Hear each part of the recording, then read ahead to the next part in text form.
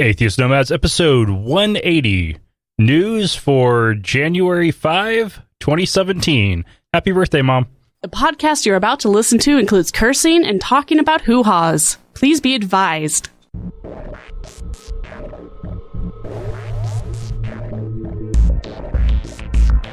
We are the Atheist Nomads, bringing you history, science, politics, religion, and interviews with leaders in the atheist community. Not all those who wander are lost. Holy shit, I just noticed that that's going to be the day, that's going to be my mom's birthday too. Oh! Wait, your mothers share birthdays? She died a few years ago. That's right, yeah. 07, but yeah. I think we established this a year ago. Yeah. So That's awesome. Yeah. Well, happy birthday, dead mom. Oh, happy birthday. Yeah. All right, so take it away. Yeah, welcome to another episode of Atheist Nomads. I am Dustin. Joining me as always is Wesley. Hello, everybody. And Lauren. Hi, everybody. What? Oh, you just sound like the guy from The Simpsons. Hello, everybody. Hi, Dr. Nick. All right, so I might not actually end up talking all that much, at least compared to normal this time around, because Lauren got me sick. Whoop, whoop. I have strep. A family that shares bacteria stays together area. Yeah. I Definitely. I went into work, and then Lauren told me that the urgent care called, and the rapid test they did in office was wrong, and the culture came back positive for strep. And it's like, okay. Well, false negatives. Like, yep, that explains the killer sore throat that I have, worse than I've had in years. And I made sure that it wasn't going to screw up me getting holiday pay. And since October anyway. Didn't you get sick in October too? Oh no, wait, we got you on antibiotics before it started to. That was March or April, and yeah, I got on antibiotics before I was really symptomatic. Whoa, time flies. Yeah. But anyway, so then I went to urgent care, and the rapid strep screen was positive, and I'm on antibiotics. Yeah, this is fun. Flabbergasted me because he never gets sick. Except for when you give me bacteria. Except for when I make him sick. Yep, I'm proud of that. Aww. A super villain That's so sweet. of germs. So how are you guys doing? Well, this was my first day back since like the 23rd or 24th. Ooh, long vacations. Long vacation, sure, but I hadn't actually been in my office since like a week before that, so I have so much shit to catch up on. I was late getting to recording. That bittersweetness of having a long holiday and then having to come back to all your work. Oh, yeah, and, well, I don't get paid. I passed my straight 8 hours, so yay. Yay. But I'm basically caught up, so hooray. Hooray! Okay. Good job. At least there's a silver lining. And I feel fantastic because I was sick all weekend and then I'm not. I'm all better. And now I get to laugh as my husband is all, I'm sick. And I'm like, yeah, that's how I feel all the time. Well, Lauren, as you may recall on Friday, I said that I was hoping that you'd feel better so that you would then be able to take care of me since I took care of you on Friday. Yes, you saw it coming. Uh-huh. Yes. Anyway, let's go ahead and move on to dusting off the degree. Don't wear your throat out. I'm going to, but this one actually works for a little bit more of an open discussion. So there's really like two things that's really in religion's tool chest. Guilt and fear. And if you look at like everything with how religion controls people, it's those two things. And like I've heard so often from atheists that, you know, if it wasn't for the doctrine of hell, Christianity would die. Oh, no, it would not.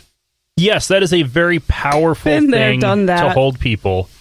Because, yeah, if you're terrified of eternal torment and torture, yeah, that's scary. But you don't need hell to terrify or guilt people. The Adventist Church has done an amazing job of terrifying youth with the time of trouble. When, if you have any unforgiven sins, then Satan will be able to go after you, and God won't be protecting you anymore because probation will be closed, and God will pull his spirit back from the earth. And it's just this terrifying time of Satan's attacking you while the government is literally going around hunting you down. Now, that does sound terrifying, but why did they come up with such a lame name? Ellen White had brain damage. Well, I know, but somebody should have, like, some kind of marketing person should have stepped in on that one. And that one was actually before she had a full-time editor. Well, I mean, also, it's the time of minor inconvenience. I mean, sure, they got the stick, but they also have the carrot. Hope. Right, and there's love. the carrot. Well, so the guilt part, where that really comes in, is God loves you so much that he, came and died for you and forgiven you of all of your sins. And because he loves you so much, you need to feel really, really guilty because every time you sin, you just crucified him all over again. I'm sinning right now. What are you doing now? I'm thinking adulterous thoughts. Awkward silence. All right. And then there's just sadists like me that would just enjoy having those thoughts just to make sure that I keep crucifying Jesus over and over again. Yeah, but that was something that I heard plenty of times in church. That you sin, you're crucifying Jesus all over. And what was crazy was that was in the post guilt driven Adventism phase, which actually more accurately would be guilt light. Because in the 80s, they had pushed the guilt angle and legalism angle so hard. Crystal guilt. They had lost all the youth, so they decided to try backing up on that, and they still lost all the youth. Is this all based off the conversation we were having about how to raise your kids? Uh-huh. Oh, yeah. And whether or not there should be, like, guilt discipline or physical discipline? Yeah. And we pretty much came to the conclusion that guilt is probably going to win. That's how we were raised. Well, actually, I think guilt as a form of discipline with children is as psychologically as bad or close to it as physical punishment. I know for me as a kid, guilt was far more effective as punishment because if the two times that I actually remember this of getting spanked, I begged my mom to alleviate the guilt. God, you were a messed up kid. Uh-huh. I don't know. I mean, I've been black and blued from like shoulder blades to backs of my knees 3 times that I remember. I didn't do that shit again. Or at least I didn't get caught. Yeah. And psychologically speaking, discipline screws you up. It just does. Are you going to be disciplined in a way that's going to screw up you for the rest of your life or not, I guess, is the question. Well, what seems to make sense to me, like this has been an interesting thing watching, seeing nieces and nephew and friends' kids, is it's so easy to look at like a 2-year-old and think that is not a rational being and equate it closer to a dog, especially since it's not too uncommon for people to try to compare their dogs to children at certain ages. Have you ever seen a toddler just stare you straight in the eye and then knock the glass off the table? Cat. Oh, yeah. But it's so easy to try to ignore that. And we got to see a couple of really good examples recently of one kid who wasn't even 2 who was capable of abstract thought and a 2.5-year-old making perfect, complete sentences. As long as you're doing age-appropriate explanation of things, that seems effective. Like, I know in church, when they're trying to control your behavior, if they actually explained... Okay, generally speaking, they would try to explain consequences with bullshit, fear-based consequences. Right, so you see what religion does, and you do that to your kid. And then you'll have because it's been tried and tested, right? But like your mom talked to Emma about why to pick up the toys with people might trip on them. Oh yeah, she had a total meltdown. It's time to pick up toys, and she had a total meltdown. And Mom's like, "No, Grandpa just had surgery. He might trip on them," and then she was fine. But that's not going to work for every 2-year-old. No, it's not going to work on every single one. But it certainly doesn't work on adults in church. Now, if you're bad to other people, bad things will happen. No. But if your goal is the burn in hell that gets people to be nice. If your goal is guilt, if you create enough guilt in someone, you'll create shame. And that is a very damaging thing. I guess. I just don't know any other way. The alternative just seems awful. Reason. Reason is the answer. Reason. Okay. Well, reason with a little bit of guilt. I slaved over that hot stove, and gosh darn, you're going to eat that mac and cheese. That could also be worded in a reason-based way of, I put in this work to prepare this for you. So much work. So it's what's available, so if you don't want to go to bed hungry, eat it. I labored over it. Eat this mac and cheese. Do it. But I wasn't actually wanting the discussion to be about child discipline styles. I remembered our discussion earlier. Yeah, because we talked about this after a friend was going off into this whole the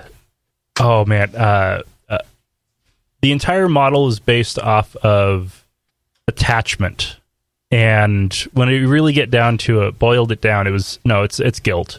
It's build up such a strong, needy, codependent attachment that you can use guilt highly effectively. Yeah. And I was like, wow, that sounds a lot like religion. It works.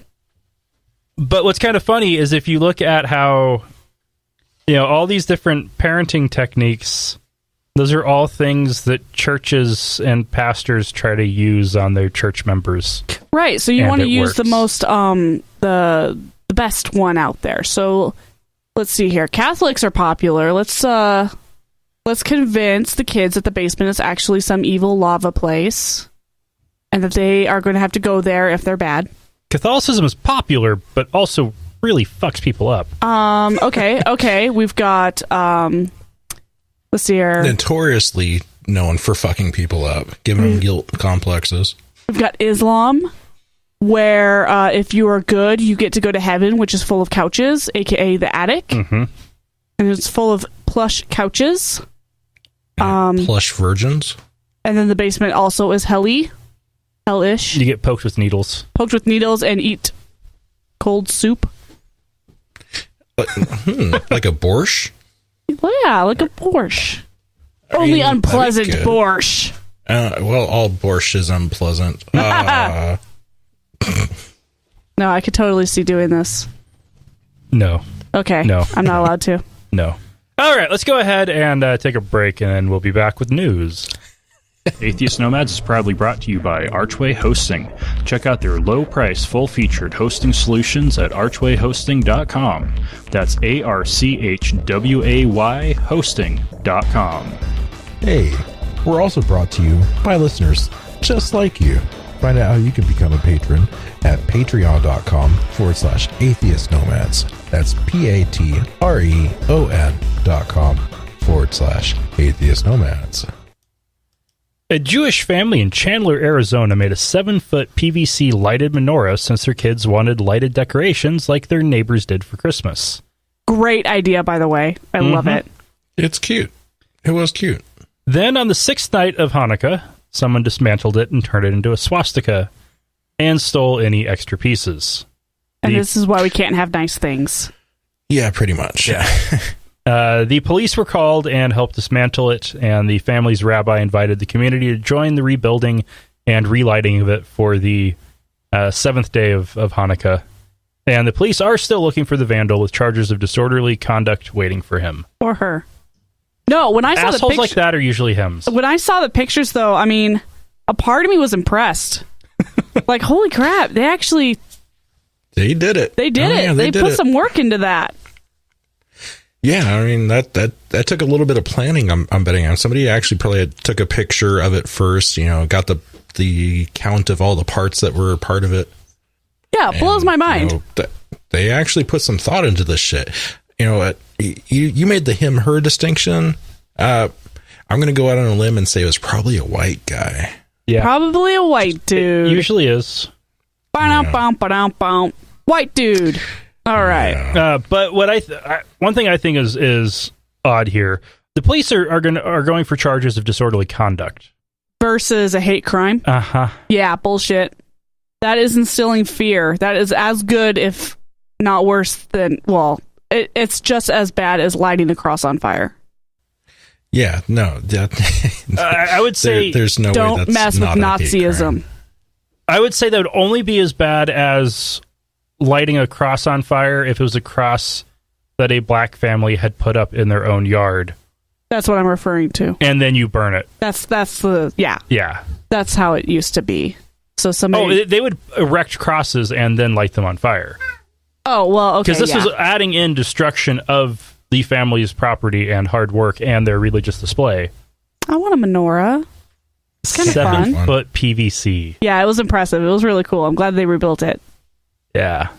Speaking of white dudes, Kentucky's governor, Matt Bevin, had declared 2016 to be the year of the Bible. And then he decided that, well, so is 2017. No, that's not how you do it. It's the year of the Bible, and then it's the year of the Quran, and then it's the year of the Torah, and then it's the year of the Tao Ching, and then it's the year of the Bhagavad Gita. I mean, there's lots of books out there. But that wouldn't work because this is also in conjunction with the Kentucky 120 United Bible Reading Marathon led by a pastor from the Christian Victory Fellowship. Yeah, well, it's also year of the rooster. Flippin' whoop-de-doo. Come on. No, I mean, this is totally to be expected, though. The connection with absolutely. The Bible Reading Marathon is intentional. Oh, I know. Yeah. I figured. It's just a guy being an ass. This is worse than a guy being an ass. This is a governor explicitly and directly promoting religion. And if I was in Kentucky, I would be all like on those stairs burning Bibles. I don't know. Can you do that? I wouldn't advise it. Okay, well... Not in Kentucky, at least. I'll burn 120 Bibles. You might actually be safer burning a U.S. flag in Kentucky than burning a Bible. And I know at least at the Idaho State Capitol, you can't have anything ignited. They're smart. Hey, Kentucky people, do we have any Kentucky listeners? You should totally write us and let us know what you think we should do. We should totally have turtles, and each turtle has a note on it, and each note is a different book to read, and then we just let them loose on the Capitol. At least, again, with Idaho, they also don't allow animals other than leash dogs. Dang. Army of turtles. What am I going to do with all these turtles? You put knives on their backs and make them fight. Oh, like battle bots. Yeah. Just don't, if you have turtles and you don't know what to do with them, don't release them to the wild. Yeah, that's true. They will terribly outcompete the native turtles. I was trying to think of the more scientific term, and I couldn't. Just say tortoise. That's the plural, obviously. Tortuga. All right.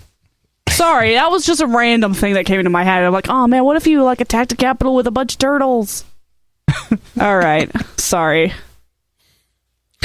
He's still laughing at me. Stop laughing at me. It probably hurts to laugh, damn it. I was quietly laughing. Like, with no actual... Well, I'll take the next story, then. Breathing. No, I can do it. Okay. I can do it. Jan Chamberlain has resigned from the Mormon Tabernacle Choir over its decision to perform at Trump's inauguration. Booyah!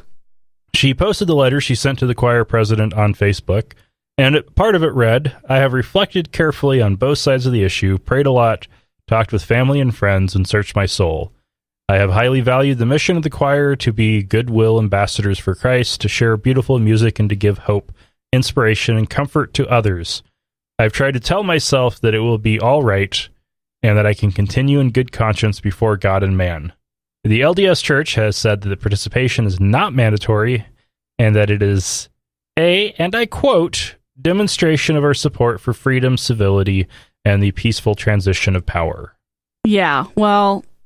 For all those people who don't know, there are actually a small minority of liberal Mormons out there, and I am related to many of them. They're awesome. Well, a lot of conservative Mormons don't like Trump. They want their Romney back. Romney would have been a better choice. And that hurts my head.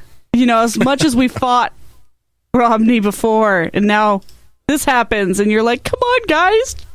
Mitt Romney has a nice smile. But what I think is actually the bigger deal here isn't that somebody quit. It's that the Mormon Tabernacle Choir is performing at the inauguration. I mean, that doesn't surprise me. The Mormon Tabernacle Choir is like one of the top choirs in the country. Yeah, but it's a fucking choir. It's a church choir. Haven't they had that happen before? You shouldn't. I just don't think that there's precedence for them not allowing it. I don't know. I look at them as a performing act, a thing that tours around the nation. Whatever. It's kind of like the Rockettes to me, which throw forward we'll get to later. No, but the inauguration as a government function should be a secular thing. Yeah. Should it? Sure. Yes. But they also have pastors that, are out there, which I don't agree with either, but whatever, it happens. Okay, so this is a day to celebrate the president in whatever way he sees fit. If that's what he wants, then that's what he can have. Oh, I say bullshit to that. No, I see your point. I definitely think that the entire process should be completely secular, but it's not. Like the Mormons pointed out, it's about a peaceful transition of power. It's a ceremony where the highest, from one Jack Christian to another Jack Christian, where the highest office in the country is handed from one person to another, presided over they should have military band. Yeah, those are the bands that should be performing. Yeah. I mean, there's trying a lot to say, of military bands. I mean, this is another throw forward argument that is being made for the Rockettes that the owner is celebrating the transition of presidency, not the president himself. Oh, they are definitely distancing themselves from. They're not saying, "Oh, we would support Trump." They're not doing that. Well, this is coming from the owner / manager of the Rockettes, right? Well, I am willing to bet that the Mormon Tabernacle Choir, the head of those guys, probably isn't. Well, I don't know. It could be a big old Trump supporter, but I doubt it. Still, oh man, should be secular. I want a brass military band when I'm president. Madam President. So, here's something I thought I'd never say. I'm defending the Rockettes. Woo! I mean, that's not really a thing that should ever really come up in normal daily conversation. The dance troupe was told by the owner that they would be performing for Trump's inaugurational celebration. Yeah. So Madison Square Garden executive chairman James Dolan said, "I don't believe it's going to hurt the brand." And nobody is more concerned about that than the guy sitting in this chair. Oh God, he sounds like a sleaze. He kind of does. He sounds like a Trumpian already.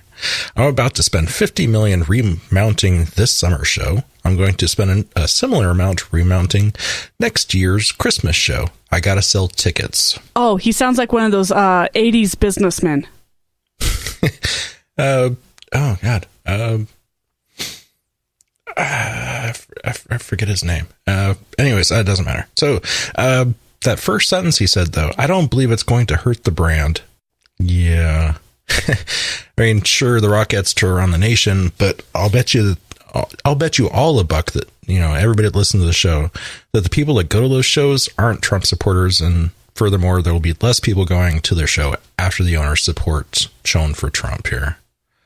And whether it's, a direct support or just, just like it's like I said earlier that, this is showing support for the, nice transition from one president to another and not support for Trump himself. I don't think that really matters. I mean, no, because in the end, being out there, in the end, everybody's going to equate it either way. Yeah. Mm-hmm. I don't know. This guy actually sounds more like a freaking pusher. Gordon Gekko. That's who I'm thinking of. Oh, yeah. I'm thinking 80s businessman mixed with a pimp.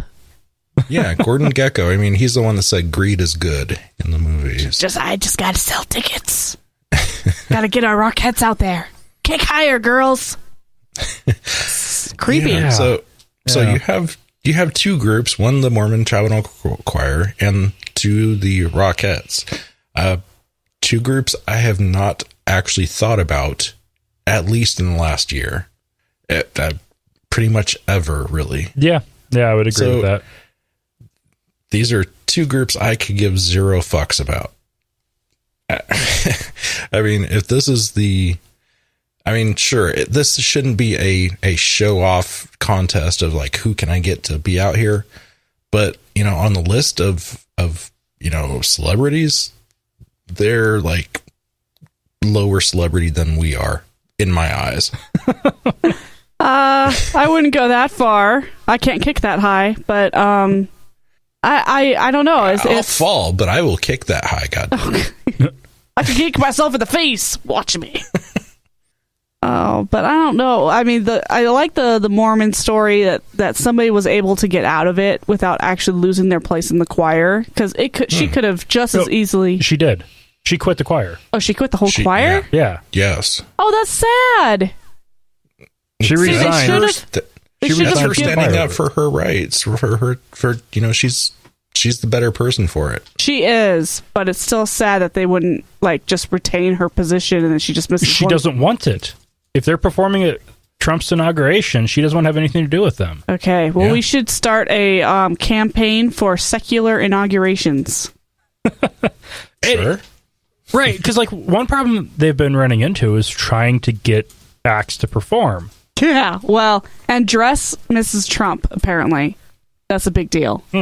I'm sure she'll look nice, and I really don't care what she's wearing. I'm sure she'll look hot no matter what she wears, because that's kind of her physique, but I don't really people care. aren't It's scrambling to, clothes.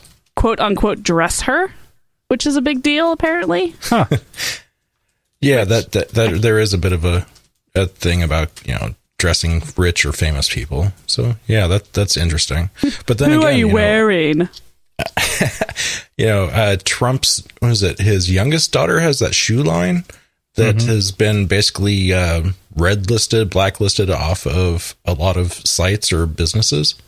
So Ouch. it's kind of funny, actually. Ivanka's diamond line. I'm sure people are just scrambling to buy Ivanka Trump diamonds. What happened to fucking Trump tequila or Trump steaks? Well, same thing that happened to Trump University and Trump Casino. And Trump Towers and Trump Airline. They all go bankrupt. Well, there was That's our country, people. Yeah, That's what's going to happen to our country. That'll be Trump States of America. There was a Trump a Trump Tower of some sort that had his name on the outside. People were living in it. They removed the name Trump off of the outside. They didn't want to be associated with the man that owns them. Yeah, they voted the name off the front of the building. He doesn't own any of them. That's right. He never has. What? Well, no, he basically rents his name out to the highest bidder. Yeah. Well, that's a stupid business model. No wonder it's failing so bad. It's all people are money fickle for him. He uses somebody else's money. Some of the projects he does actually end up running the construction of, but and not paying for it. And then he doesn't pay him for it, and the rest, somebody else puts up all the money and runs all the contracts and just pays him for his name. Yeah, that's hilarious. Yeah. Well, his name used to bring in a lot more money than it has lately. Yes, back when Home Alone 2 was on theater. So hopefully that trend continues, because it doesn't seem like he's going to disassociate himself from his money. Yeah, like every other president. He's trying to, just failing terribly. Right, because he doesn't actually want to do it. Well, he's giving it to his children, who Which are makes also sense. in. No, it doesn't. That's not allowed. Those children are also in those secret meetings. Yeah, well, he's getting them access. I can see somebody giving their kid their business when they go to become president, but you can't expect that kid to sit in on secret meetings. It's supposed to be It's supposed to be a blind trust. You're supposed to basically liquidate your assets, invest it into stuff that you don't really have control of. There's a reason why billionaires don't become president. Yeah. Millionaires do. Billionaires don't, because billionaires own too much. They can't just give somebody else control of all their money. And Trump has flat out refused to do that, which is what the ethics committee was supposed to be looking into. Yeah. Really? The same one? No. No, that would be one of them. An independent congressional. That would be one that was supposed to be looking into it. Has In God We Trust invaded your town? Are you tired of government officials who want to plaster In God We Trust on taxpayer-owned property? Are you afraid because your local sheriff placed an In God We Trust decal on the patrol cars? We are here to help. The Original Motto Project is for those who feel the separation of church and state is an important issue and should be honored regardless of your belief or lack thereof. Theists, non-theists, and all free thinkers are welcome. We need your support to show politicians that diversity exists within our nation, and their promotion of a monotheistic religion and push for theocracy will not be tolerated. Stand up and be heard. Join us at originalmotto.us. But let's go ahead and move on to some good news.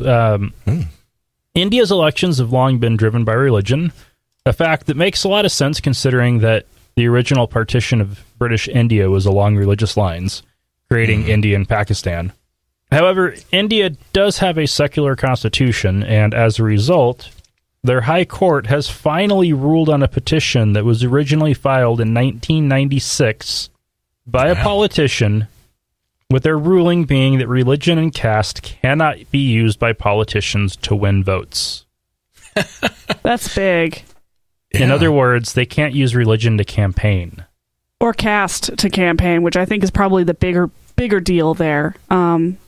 Religion, I don't know how religion is in India. I have a complete clusterfuck. Yeah. It's about 20% Muslim, 78 or so percent Hindu, and the rest is Christian, Sikh, Zoroastrian, Jain, Buddhist. They've got a lot of different religions there with a lot of people in those religions, and like the current ruling party is a actual Hindu nationalist party where religion is their whole deal. Yeah. Okay. And they're getting close to 1.3 billion people also. So yeah, they have some decent numbers there. Right. So even if you're a minority group, you still got probably a decent chunk of people. Well, I like, because of how big they are, even though Muslims are a small minority in their country, they have more Muslims than any other country in the world. They have more of several religions than any other country in the world. I just can't believe that this has been sitting on the sidelines since 1996. Yeah, apparently they don't have time frames. That's a generation. Yeah, like our court system, yeah, it can take 10 years for stuff to move through, but it can't just sit by the wayside forever. Ignored for 20 years? Yeah. I mean, honestly, that might be why it took so long, is that, older people died and younger people got onto the courts. It's like, hey, did you realize that this is still sitting back here? Under this dust? Or that, all these people were like just pushing it to the side purposefully. And then, maybe some younger judges got into office. Do we have any Indian listeners? Yeah, India. Yeah, we do. Speak up. We're not in iTunes in India because we have an explicit tag, but we do get downloads from India. Well, if anybody is in the know, let us know. Yeah, give us your opinion. And send pictures. But one thing what's nice there is that means they can't use religion for campaigning, which would be amazing if we had a ruling like that here in the U.S. Yeah, no more of this Bible thumping, church going, prayer fests that are going on at national conventions and political rallies. That should not be a thing. But realistically, this ruling, it probably has no power. So it's like nice words, but realistically, people are still going to tote their religious lines. it's gonna be kind of hard for people to, if it would require somebody to say, actually complain, and for it to go through the courts again, for it to have any effect. Well, at least the precedence is there so that can happen. Yeah, they laid the groundwork. Maybe something better will come of this, or actual, positive rulings will come in the near future. Yeah. I'm cynical about it, but optimistic. See, from the naive Western white person perspective, I think the caste situation is more important. Because from my understanding, the caste separation is, it's like nothing we've ever had here. It affects everybody, and if they can, the closer they come to possibly wiping that out, the better. And not being able to use castes as an excuse in campaigns, I think, is a good first step. But that's, like I said, that's an ethnocentric view on my part. Well, they've also been trying to ban the caste system for decades. Yeah, good luck with that. That shit's ingrained. Yeah. All right, Lauren. Okay, so, surprise, Congress is too Christian. The latest data from Pew Research Center showed that 1 in 5 Americans is religiously unaffiliated. That's us. Yay! Yet 1 out of 535 members of the new Congress is. That's one person. Arizona Democrat Representative Kirsten Sinema admits to being unaffiliated, and that's it. That means 0.2% of Congress is unaffiliated, compared to 23% of the United States adults. That's not very representative. In fact, that's probably not. At least we have one. Lopsided. And I kind of want to send a fan letter. Except she has done everything she can to distance herself from atheists. Well, she doesn't want us. Well, too bad. I'm going to send her a fan letter anyway. So guess what? She does not want to be affiliated with us in any way, and has explicitly said that she is not an atheist. Well, okay, but she's still the unaffiliated, which what I find is an important data point. What I find more interesting is the 10 or 15 that refused to answer. Oh, so that's not mentioned here, but I do remember somebody. I do remember that. Was that last year's? I saw it on a different report about this. Oh, okay. The one you have linked to here doesn't list that. Oh, okay. But yeah, the ones who refuse to answer, that's probably the other. They're probably unaffiliated. Heck, some of the Unitarians and Jews are probably mostly atheists or pretty close to it. Yeah. Well, that's funny because when they asked people what they thought of voting wise, if they were going to vote for people, 91% of Americans says that they would vote for a Jew. Okay. 81% said that they would vote for a Mormon. So a little dip there. 58% of Americans would vote for an atheist. That is way up. That is way up. Yeah, don't let the numbers scare you. That's huge. That's a huge jump from when it was, 10% just a couple years ago? Oh my gosh. So that's actually pretty cool. Thumbs up for that. We had worse numbers than a quote-unquote rapist, didn't we? I think so. Not too long ago? That was on who you would want as an in-law. Yeah, people were more comfortable with a rapist in-law than they were with an atheist in-law. I'm not sure. That's obviously taken out of context. I'm not sure what. I don't have that one in front of me. But this latest Pew research shows that more young Americans are unaffiliated, and the vast majority of them don't vote. So we're stuck where we've always been stuck, with young people who have ideas for change and ideas of a better world, not going out and making any changes. Mm-hmm. Not even voting for changes. It's just the same old shit. Oh, yeah. So I was just disjointedly referencing a study from 2011 or so. saying atheists distrusted as much as rapists. Oh, okay. And psychologists at the University of British Columbia and the University of Oregon say that their study demonstrates that anti-atheist prejudice stem from moral distrust, not dislike of non-believers. Interesting point. Go ahead and throw that in the show notes.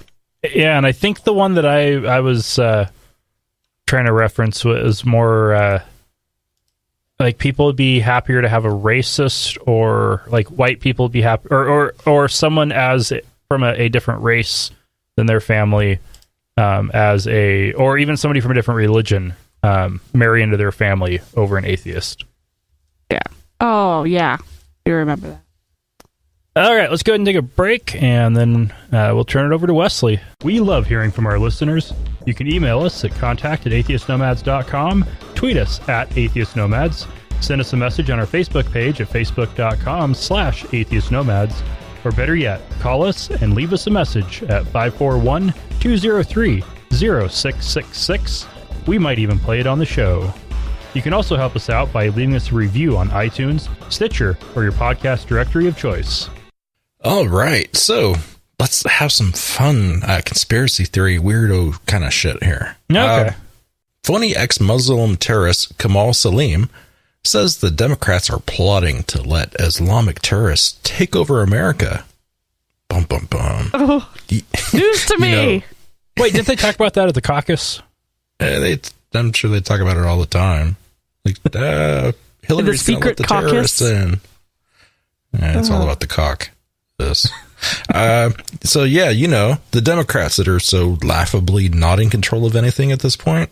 The Republicans just essentially slaughtered the ethics committee under cover of night, and then hopefully basically said, haha, just kidding, JK. Mm-hmm. Yeah. So we'll see how that pans out or not, or if they try and do it again. But anyway, side note. Yeah, you think the Democrats are going to be able to accomplish shit like that? Yeah, I don't think so. Yeah, and I'm pretty sure if anything, Democrats aren't looking for any religion taking over America. I think they're, at least most Democrats I know are pretty secular and or benignly Christian. Yeah. So Kamal Salim was talking about the supposed efforts by the Muslim Brotherhood to take over America by gaining control of the Democratic Party via Representative Keith Ellison. No. He's mistaking them with the Russians. I mean, seriously, come on. Keith Ellison, he is Muslim, and he's trying to be the head of the DNC, is it? Yeah. Yeah, I think he's running for head. Yeah, so obviously he's Muslim Brotherhood, and he's going to take over America. Obviously. America. Right. Yeah, because the party who likes separation of church and state, or in other words, separating religion and government is obviously the Republicans. Yeah. Well, obviously, we've shown respect to other to Muslims in whole. You show respect to other human beings, and if you give them an inch, they'll take a mile. So we're doomed. But this was on the radio broadcast "Faith and Freedom" by Liberty Counsel's Matt Staver. So that should give you a hint on which way they're kind of leaning here. Their legitimacy, you mean? Oh God, Matt Staver. Yeah. So yeah, this is a thing. Obviously, watch out, everybody. The Muslims are coming. The Muslims are coming. Oh, we heard a lot of that this summer at our Hyde Park Street Fair, where people are really? like, "Okay, so you're against religion being in government." It's like, yeah. How do you feel about Sharia law? You just said we're against religion in government. Mm-hmm. Well, did you know that they're trying to take over our public education systems? And oh God, it just went downhill from there. Mm-hmm. Well, it's also kind of funny because, I mean, when you say Sharia law, you're basically saying law. That is not, that doesn't compute. People will shut down and stop listening to you if you try to point that out. Did you know that hermano means brother? I mean, come on. No, yeah. Forget. Sorry, I just started getting into Arrested Development, so that was a theme of very one of the shows. Good show. Yeah. So, do I believe in law? Yeah, I guess I do. Do I believe in religious law? Not No, outside of church. Don't. But that was no. So we would say no, we don't want Sharia law in our government. We don't want biblical law either. And then that's where the blank looks came from. But we actually got them to agree as well. Well, okay, yeah, I guess so. Yeah, so that's where we're standing. Well, you just got to play the religions against each other. It's pretty easy if you know where to poke. I don't wanna. I want everybody just to get along. I know, but it's for not that gonna example, happen. I mean, if you tell the Catholic farmers market people, do you really want the Mormons in charge? And then you tell the Mormons, do you really want the Catholics in charge? And then, they fight amongst themselves and bicker, and it's great. Mm-hmm. Meanwhile, the country seems to be more and more religious as time goes by. It's not. They're just louder. All those, and they vote. It's normalized. All those atheists are too busy drinking microbrews to get up and do anything. Like vote. They really should have bars. By atheists, I'm still including all you Jews too. Seriously, the religious are just more likely to run for office, and they're more likely to vote. Yeah, and that needs to change. Yeah. We should have Bernie in office in a few days, but we're not. Yeah. What are you going to do? Do my Burn best. It down! No. Okay, maybe. Okay, maybe a little bit. No. Oh, my goodness. Yeah. Goodness. What are you going to do? Makes me sad. All right. So. In news. Oh yeah, this is sorry. totally I had to throw that in there. News. Megyn Kelly is leaving Fox and heading to NBC. I just really found that interesting. Really, yeah. She's the strongest, most paid voice on Fox, second only to Bill O'Reilly, who's their top guy. Really, as I recall, she's pulling in like $20 million a year. Wow. Holy shit. She's got her own show right now. She's a daily show, a Sunday show, I think, also. And, spots on lots of different TV shows, like as a commentator. She's got some fucking clout. And I'm totally not saying I'm with her, but, she's leaving for lots of reasons. But I'm sure Rupert Murdoch and his bad touch is one of them. Oh yeah, that's got to be be up there. Also, this is a really good opportunity at the big dawn of a new presidency to start over. Yeah, somewhere, especially a president that she's already had a direct feud with. Yeah, but this is still the same person that said explicitly that Santa is white. Yeah, and basically get over it. Okay, but, so there's a part of me that really questions whether or not she was sincere with some of those statements, or was she playing a character? You know what? If it doesn't, if you pass the Poe test, who really cares? I mean, because it'd be interesting if she pulls. Interesting. If when she goes to NBC, she's very different, and just had failed to make it clear that, like Stephen Colbert was on Comedy Central, it was all a joke. But this is still the same woman that says getting hit with pepper spray by cops is no big deal because it's just a food product. She's still Fox. I mean, she's just gonna.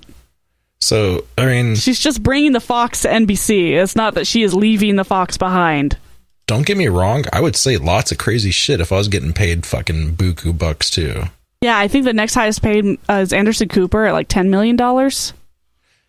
Man, but her Facebook page is blowing up supposedly because Facebook is news saying that you're a sellout and a traitor. No, she has a family that she wants to see. For one, she has kids, and hopefully she's doing it for her family. Hopefully she's doing it. Oh, she wrote a whole book out of a bad situation. Yeah, she wrote a whole book about it. Fox. There is a dozen reasons for that. This is a good move for her. Yeah, like all this sexual harassment. Ugh. Oh man. So a little news story just popped up. Boise's first handgun was found at the Boise airport. On a carry-on. Took 2 days. 2 days for somebody to try and sneak a gun onto the carry-on. Oh, and for those of you who don't know, 2 days since what? Since Idaho stopped requiring a concealed carry license. 2 days since the new year, basically. Right, and dropping the concealed carry license requirement. Yeah, so I guess they're looking forward to that.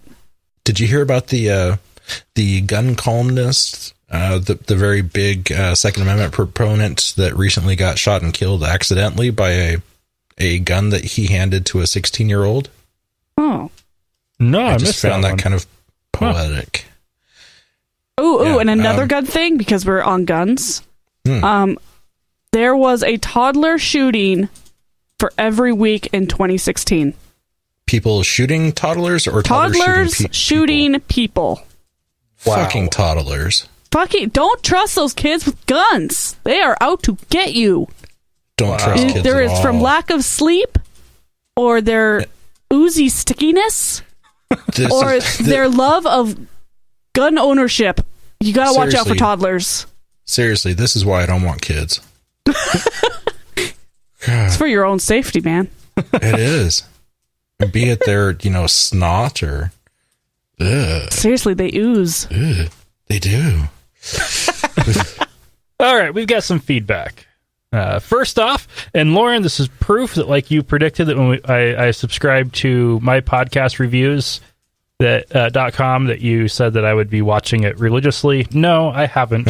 I got an email with the month's summary and found this one from Australia iTunes. Australia! December 5. Where it is summer. 5 stars by man_of_wilderness. Wildness. Sweet. Oh, wildness, sorry. I have been a regular listener for several years. The guys have been solid. However, now Lauren is the best part. I have my arms up in the air, shaking them like I just don't care right now. Yeah, sorry for not being here all the time either. I get sick so often that I miss episodes, but I've had nothing but outpouring of support, which is awesome. Liven it up in here. And it also goes to show that we have better listeners than other podcasts, because you always hear from podcasts that have women on them about how much horrible, terrible things that people say. Oh, yeah. I was pretty terrified of getting the sexism, the women aren't really atheists or feminazi or something. We haven't gotten any of that. No. So, don't worry, listeners, I'll do better next time. You guys rock. Okay. Regarding episode 178 from Cilia, listening to Atheist Nomads episode 178 while working on my Hell World screenplay. Hope you're feeling better now, Wesley. Definitely feeling better. High fiber diet. Yeah. And about last week's episode from Randy regarding Ben Carson running for president. That was an Andy Borowitz satire piece in the New Yorker, not a real thing. I still think he probably has dementia. We still think there's something wrong with him. But thank you for pointing that out. We like to be called out on stuff that is factually incorrect. And from Chuck, thanks for sharing. I think I would have ended up punching someone. Good thing I'm in the Pacific. Yeah, Chuck. That's my brother, the one brother who missed Christmas who was all alone with his wife in Hawaii. Oh, poor guy. In Hawaii with his wife. In Hawaii. Body surfing. In Hawaii. In Hawaii. It just hangs over there, doesn't it? It just hangs there. Oh, he has to go back to Seattle in August. Oh, no. Yeah, it's short-lived. Yeah. And then we got a message from Rob. I enjoy your show and the rapport you have.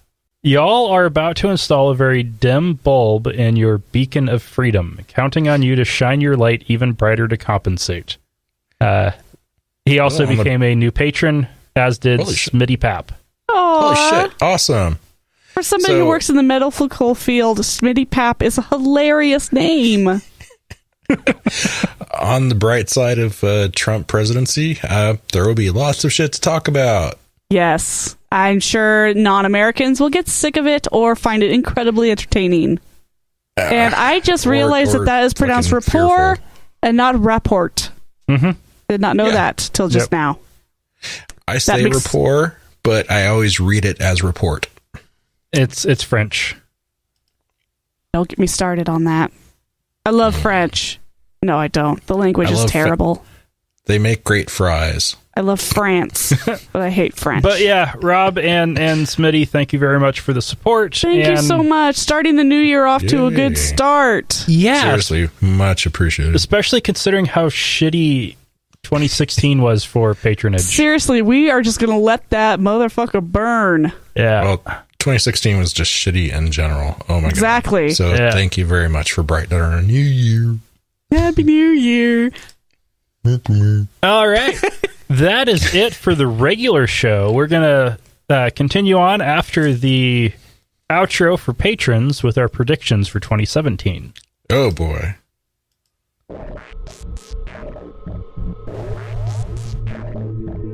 Thank you for listening to another episode of Atheist Nomads. You can find show notes and contact information at atheistnomads.com.